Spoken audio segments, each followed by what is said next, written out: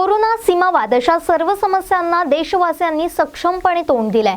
हे अभिमानास्पद आहे। कृषी कायद्यांबाबत शेतकऱ्यांमध्ये असणारा संभ्रम दूर करणार असं सांगत देश वाचवण्यासाठी ज्या जवानांनी प्राणाचं बलिदान दिलं त्यांच्याप्रती राष्ट्रपती रामनाथ कोविंद यांनी कृतज्ञता व्यक्त केली आहे। संसदेच्या अर्थसंकल्पीय अधिवेशनास राष्ट्रपतींच्या अभिभाषणानं सुरुवात झाली। सरकारच्या मागील कार्याचा लेखाजोखा त्यांनी आपल्या अभिभाषणातून मांडला। प्रधानमंत्री गरीब कल्याण योजना के माध्यम से 8 महीनों तक 80 करोड़ लोगों को 5 किलो प्रति माह अतिरिक्त अनाज निःशुल्क सुनिश्चित किया गया। सरकार ने प्रवासी श्रमिकों, कामगारों और अपने घर से दूर रहने वाले लोगों की भी चिंता की। One nation one ration card की सुविधा देने के साथ ही सरकार ने उन्हें निःशुल्क अनाज मुहैया कराया और उनके लिए श्रमिक स्पेशल ट्रेनें चलवाईं। महामारी के कारण शहरों से वापस आए प्रवासियों को उनके ही गांवों में काम देने के लिए मेरी सरकार ने 6 राज्यों में गरीब कल्याण रोजगार अभियान भी चलाया। इस अभियान की वजह से 50 करोड़ मैन डेज के बराबर रोजगार पैदा हुआ।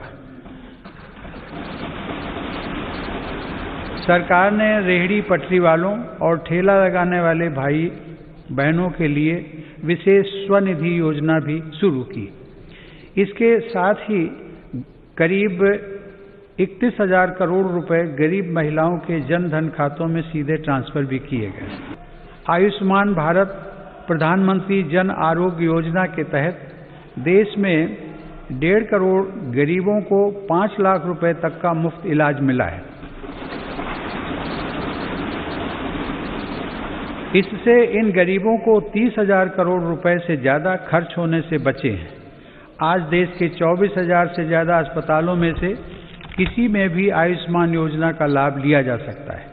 इसी तरह प्रधानमंत्री भारतीय जन औषधि योजना के तहत देश भर में बने 7,000 केंद्रों से गरीबों को बहुत सस्ती दर पर दवाइयाँ मिल रही हैं। इन केंद्रों में रोजाना लाखों मरीज दवाई खरीद रहे हैं।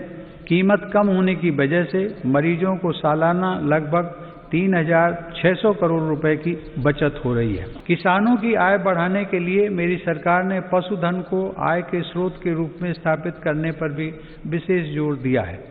इसी का परिणाम है कि देश का पशुधन पिछले 5 वर्षों में सालाना 8.2% की दर से बढ़ रहा है।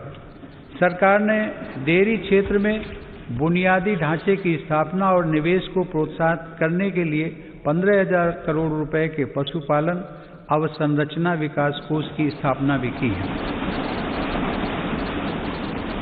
मेरी सरकार ने पशुपालन और मत्स्य पालन को भी कृषि क्षेत्र की तरह ही किसान क्रेडिट कार्ड की सुविधा दी है। देश में प्रधानमंत्री मत्स्य संपदा योजना के माध्यम से मछुआरों की आय को बढ़ाने के लिए भी काम हो रहा है। इस क्षेत्र में अगले 5 सालों में लगभग 20,000 करोड़ रुपए का निवेश करने की योजना है। किसानों की आमदनी बढ़ाने के लिए मेरी सरकार अन्नदाता को ऊर्जादाता बनाने का भी अभियान चला रही है। प्रधानमंत्री कुसुम योजना के तहत किसानों को 20 लाख सोलर पंप दिए जा रहे हैं। हमारे जांबाजों ने जिस संयम, शौर्य और पराक्रम का परिचय दिया उसकी जितनी भी सराहना की जाए कम है। जून 2020 में हमारे 20 जवानों ने मातृभूमि की रक्षा के लिए गलवान घाटी में अपना सर्वोच्च बलिदान भी दिया। हर देशवासी इन शहीदों का कृतज्ञ है। मेरी सरकार देश के हितों की रक्षा के लिए पूरी तरह कटिबद्ध है और सतर्क भी है। LAC पर भारत की संप्रभुता की रक्षा के लिए अतिरिक्त सैन्य बलों की तैनाती भी की गई है। तुम्हाला जर हा व्हिडिओ आवडला असेल तर लाईक करा, शेअर करा आणि सबस्क्राइब करायला विसरू नका।